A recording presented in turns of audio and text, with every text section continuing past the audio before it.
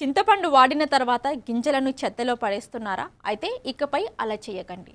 ఎందుకంటే చింతగింజలు ఆరోగ్యానికి ఎంతో మేలు చేసే సహజ ఔషధంగా గుర్తింపు పొందాయి. చింతగింజలో కాల్షియం, పొటాషియం, మెగ్నీషియం వంటి ఖనిజాలతో పాటు శక్తివంతమైన యాంటీ ఆక్సిడెంట్లు పుష్కలంగా ఉంటాయి. ఇవి ఎముకలను బలపరచడంలో, కీళ్ళ నొప్పులను తగ్గించడంలో, జీర్ణక్రియను మెరుగుపరచడంలో సహాయపడతాయని నిపుణులు చెబుతున్నారు.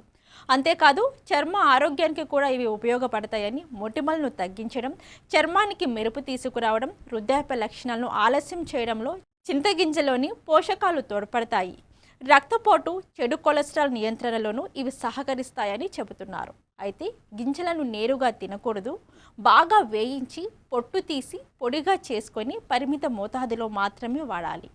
ఇక గర్భిణీలు, అనీమియా బాధితులు లేదా అలర్జీ సమస్యలు ఉన్నవారు మాత్రం వైద్యుల సలహా తీసుకోవడం మంచిది.